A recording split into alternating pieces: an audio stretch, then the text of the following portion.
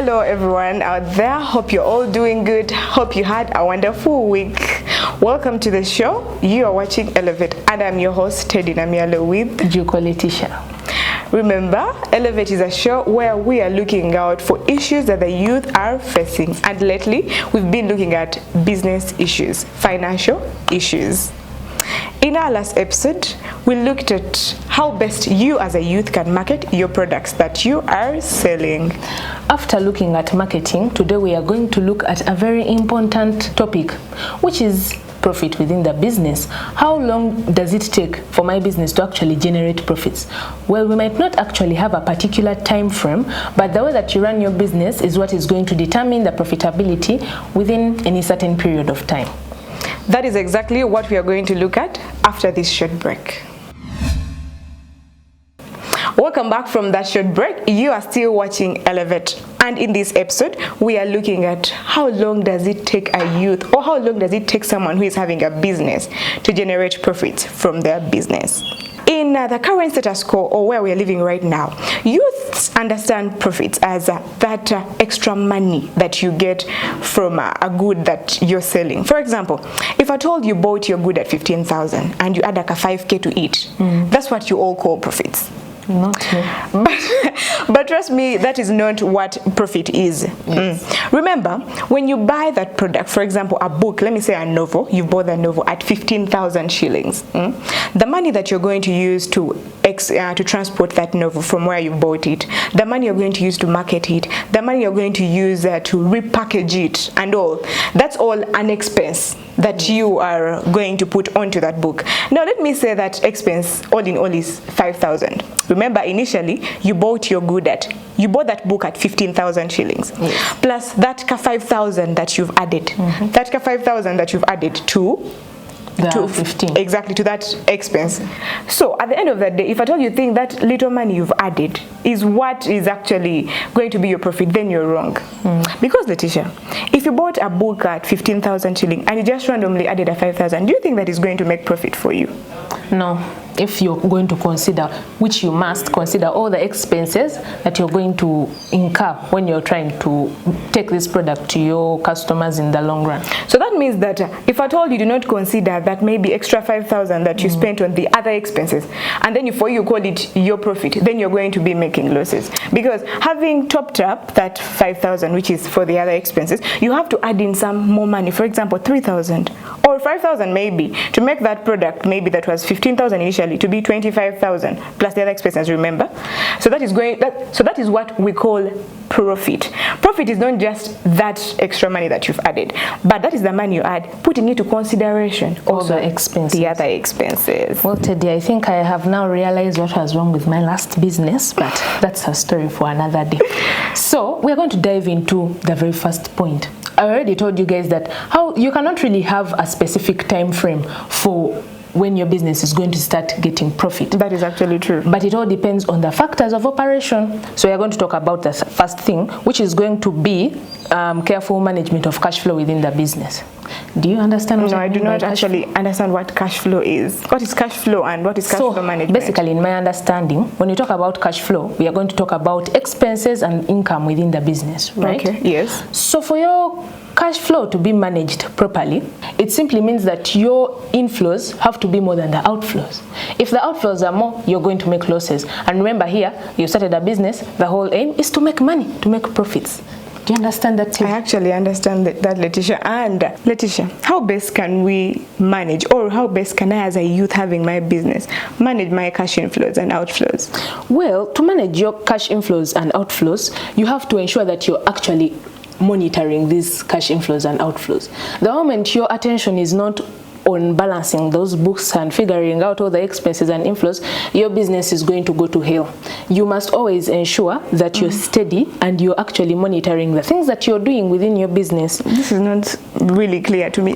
What do you mean by I monitoring what I'm doing, monitoring my inflows? Well, I think that basically means, are you saying these things like receipts, like from those businesses? Those are like showing expenditure. Like you have to make sure that all the things you're doing within the business are, I think this is in line with record keeping, right? Yes. You have to keep record of the money that you're spending and the money that you're actually earning to be able to manage this cash flow very well. Do you get that? Yes, I actually get that. So that means that keeping record of the money coming in and the money going out is going to help me monitor how much I'm putting out and how much I am gaining, so that I make sure that what I am gaining is way more than exactly what I am going to spend. That is exactly what we are talking about. Still speaking of line under cash inflows and outflows, we can look at reducing costs, Letitia. Yes. You have to make sure that you cut costs in all the ways. You're going to there are very many ways of cutting costs. For instance, you can source for a cheap supplier. Yeah, that's very. You decide that I've been having, I know of this supplier, but they sell things expensively. They sell goods expensively. But then, by the way, Teddy, as you're talking about that, you might have that supplier who sells things expensively, but then, like, when you buy the goods in bulk, the price is going to be cheap. Okay. It's like me going and then, like, maybe I can find how much are pens nowadays. I no longer study. But like you go and then you find maybe in a trash, I'm assuming, like, is it like 500? Yeah, let's say 500 each. Like 500. You might buy like those 3 pens at 1.5, but then you find somebody who is actually going to buy a box and it's going to be a lot cheaper in the long run. Do you understand that? Yes, I understand that. Letitia, we can also look at maybe someone who is selling chips. For someone who is selling chips, you've been buying your katasa of Irish potatoes at, let me say that katasa is 10,000. Yes. But you find that when you buy this sack is actually only 50,000. Imagine how many butasas are you going to get from that sack? Very many. So that is going to help you cut those expenses. You find that if at all I buy in bulk, I'm going to end up buying more than what I would have bought if at all I'm buying less. By the way, you've talked about chips and you've reminded me a very important thing, which is inventory management. Now, when I say chips and inventory management, it doesn't make sense, but like if you're having your business, okay, maybe you're selling fries, potato wedges, whatever it is, inventory management simply means that you have to manage the resources you have and make sure that they actually serve the purpose. Now, taking back to the chips, you buy potatoes, right? Yes. And then instead of peeling, you're chopping the potatoes. Like a potato which would have done like how many plates? A potato cannot do more, not even a plate, but okay. Okay, yes, just know in the long run you might lose like 5 plates of chips on the katasa that you've bought just because you're managing the inventory badly, which means that the expenses are going to be more. Are we still speaking of cutting costs now when we speak of inventory management? Well, I think by actually managing your inventory, you're cutting costs. Now, someone out there is training. What is inventory? We were speaking of inventory. Inventory means the possessions in the business. Inventory as a thing. I think like how, okay, which business? You have book. Okay, you're selling books, yes, right? Yes. Your inventory are going to be the books you're selling. It's going to be the packaging material. It's going to be maybe you're selling. So my inventory for me with selling chips is my Irish potato. Your Irish potato, your katasa, your cooking oil, like the whole setup of the business is going to be your inventory. So proper management of inventory is going to do you good. Exactly. Also, we have a fact of staying organized, but I think we covered that with actually monitoring. If at all I'm selling this and I am not organized enough, I keep losing my knives that I'm using to chop these Irish potatoes. You realize each and every time I'm going to peel, I'm going to buy a new knife. That is going to be an extra cost for me. Yes. But if I'm organized enough and I keep, is a knife inventory. Yes. And I keep that part of my inventory, that knife well. At the end of the day, I don't have to spend a lot on buying another knife.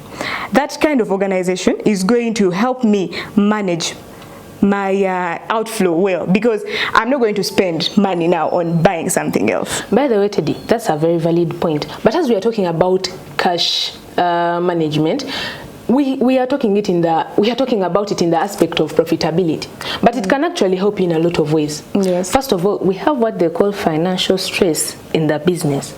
Financial stress is a very big issue. I have witnessed it. Do you have a business? Do you know what I witnessed? I have seen it. Oh, my bad. But my business is there. That's just that I'm not financially stressed. So we have that financial stress. The moment you manage your cash flow very well, you're going to have minimal to no financial stress. Because when investors come to your business, they want such records. They don't want to invest their money in a business that is not stable. By the way, we are talking about actually attracting these investors. It takes us to a point of credibility. You become credible in the eyes of the investors using those documents that you actually have. Is it the same thing? Me attracting the investors, me being credible? No, credible, you can be credible in other people's. You just be credible and that's that. No, like also, those are investors now. Okay. Alone. Now credibility, all stakeholders, you're credible among all stakeholders. Those are your staff, those are your customers, even the investors. It's like they trust you more because they actually see that what you're doing is actually making sense, and the cash flow is going well in the business. Cash flow management is something we should all adapt as youths that are having sprouting businesses. Yes. On that note, we shall take a quick break and we'll be right back. Welcome back from that short break. You are still watching Elevate. And in today's episode, we are looking at how long does your business take to generate profits. And we have been looking at cash flow management. For your business to be able to generate those profits, you have to have good cash flow management. That is cash inflow and cash outflow management. Yes, that is very true. But now, Teddy, we have talked about cash flow and like its advantages. And if we keep trying to tell you all the advantages of cash flow, we might never finish. So which gives you the idea that cash flow is very important. So this takes us to our second point, which is going to be the ability for the business to adapt to market trends. Do you know what this means? I know what trend is, maybe, but when you put it in that phraseology, TikTok trend, Teddy, okay, we are talking about market trends. This simply means like market trends. I have to use layman's English. I mean, you know, sometimes I'm complicated, but this simply means that the interests of the customers at the time. I can talk about like trousers now. There were the bell bottoms, there were the skinny jeans, there were the damaged, although they would never ever allow me to wear damaged, but yeah, they were also there at some point. So as a business, you have to be able to keep up with these changing trends. Maybe you can choose to add, like, you see bell bottoms are the ones now trending. Are you sure? It's a hypothetical. Oh, okay. So bell bottoms are the ones now trending. Yeah. You have to see, like if you are skinny jeans girl. But what's trending right now? Let us talk to people with what's trending. Let us know what's trending. Teddy, I'm not going to lie you that I know these things. Maybe I don't know, but they are like this. Skinny jeans. I see many girls. Isn't this a skinny jean? No, this is way different. Skinny jeans, no. Skinny jeans. If your business was dealing in skinny jeans, which are Teddy's favorite, if your business was dealing in skinny jeans, and then the trend comes up of bell bottoms, you as a business, you have the obligation to actually add the bell bottoms to your stock. There is the idea of me adding the bell bottoms to my store. But you, Letitia, when you speak of adapting to market change, me, I take it like the moment bell bottoms are off trend, I run to the skinny jeans. That's how it works, because now I think that's the way I'm going to adapt, because now that bell bottoms are off trend, who is selling the bell bottoms? Now let me tell you, the moment you run, it's going to be so hard for you to just, it's almost like rebranding your business. No, they're all jeans, Letitia. I would tell my customers it's new stock. Besides, that is what the customers are looking for, when right? You said that you're running, are you like abandoning the whole skinny jeans, or you're adding it to your stock?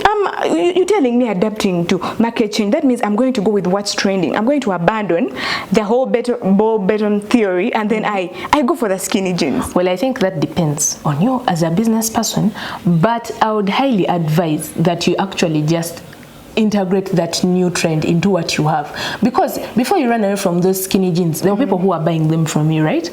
Yes, they were. Exactly. But they're off trend, Letitia. Some will like, some will not. But you know one thing about us Ugandans or human beings, we go with a chidiko. You won't find me wearing a bell bottom skinny jean. Not everyone likes a chidiko, let me tell you. Now me as a person, you can't make me watch, I don't know, Money Heist or something like. Yeah, it's like, it's what's there, it's what everyone is watching. But then there are people like me who are not going to want to watch that particular thing.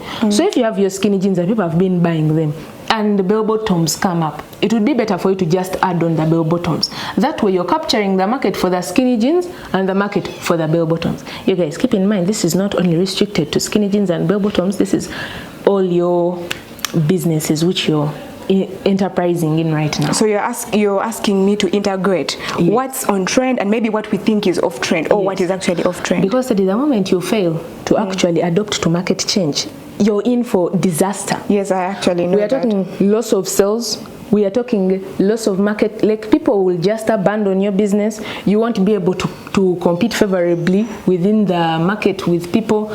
Your business will become hard to. The business will become a burden. Like it's not working out. And you realize the moment you accept and adapt to this market change, you're going to get way many new opportunities. Yes, that is These people are going to come to you and buy these goods from you.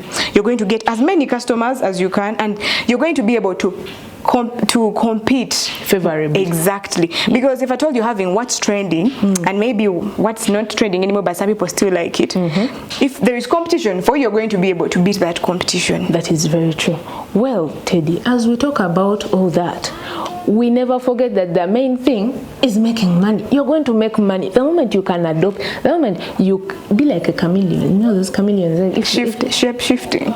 Not shape shifting. You have to, like, if the environment is green, you have to go with the green. But don't forget to integrate. This does not only apply for skinny jeans, manga bell bottoms, manga kundi show. This also applies for other businesses. For instance, someone who is selling tangerines. You know, there are seasons you What's a tangerine? Manga da. You know, there are seasons you look for these tangerines and they are nowhere. Don't just stick to tangerines. Tangerine. No. At least, if at all the season is for tangerines are not there and there are tomatoes, sell tomatoes. But do not abandon the tangerines as well. If there are a few that are there, them, you also sell them. It's going to just help you keep those customers. Yeah, that's very true. This is going to apply for very many things, even foodstuffs like local foods, matoke. There are seasons where there is no matoke. Does matoke have it has? Letitia.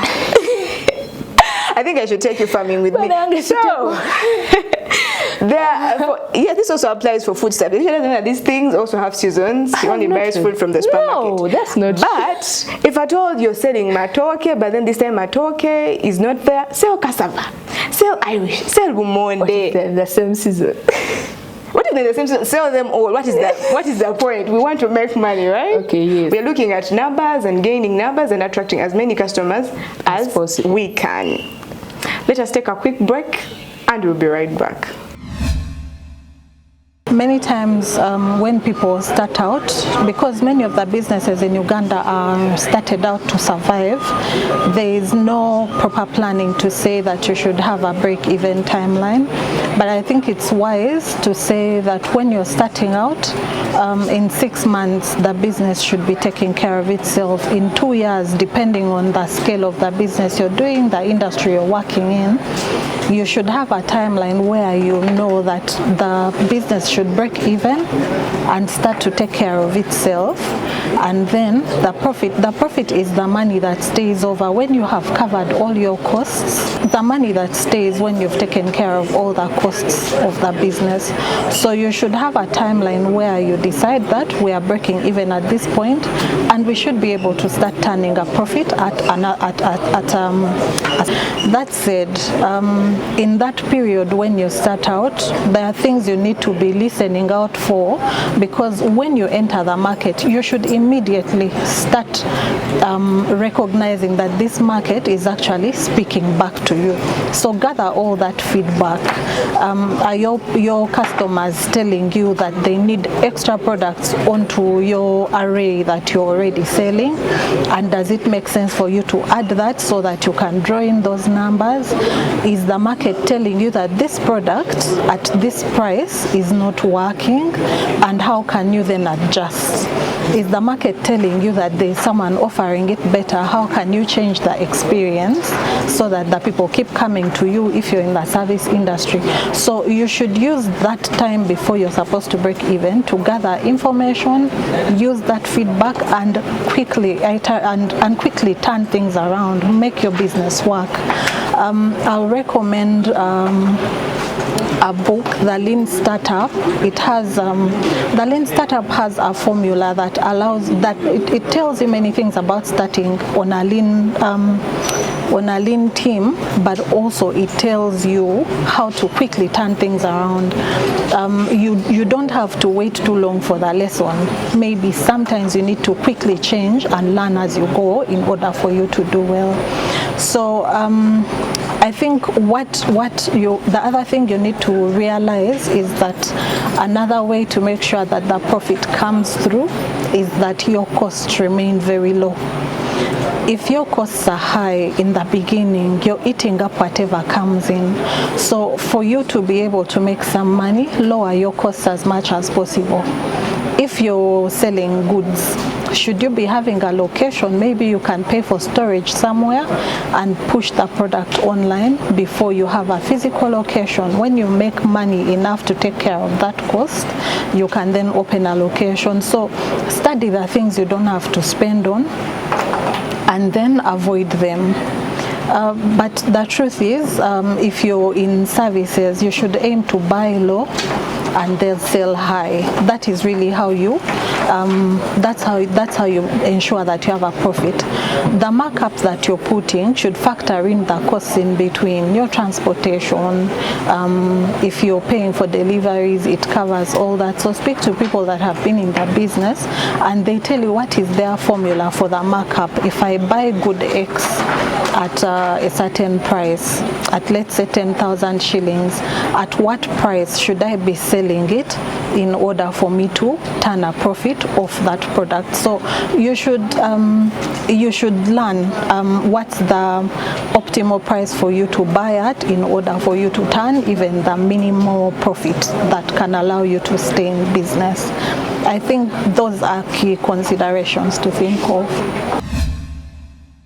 Thank you very much, Edna. Those were very insightful views on how a business can actually generate profits. By the way, Teddy, I see every time you talk about Edna, you're trying to end the episode. But before we actually do that, I think there's a very important point that we had missed, which is going to be high quality. Production of high quality goods? Yes, exactly. So when I speak of do you know what high quality is? I was about to ask you, Letitia, how do I know? How do I tell that these products are high quality? Me, I've produced my goods. Well, that's what I feel best and fit. Until now, you also know what you're doing. So for if you see your product, you can know. I feel like people who say, how can you know? Am I going to know from maybe comparing my products with other people's products? Yes, you're going to compare. Or calling an expert and asking the expert in the quality.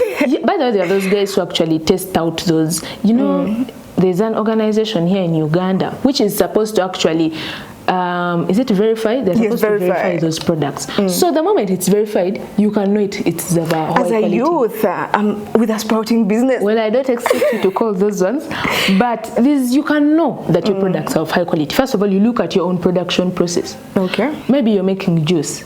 If you have I'm not saying if you don't have a blender, your juice is going to be bad, but if you let me talk about sanitation. The moment you're making the juice in a dirty place, that's poor quality. Problems are going to come for you from there.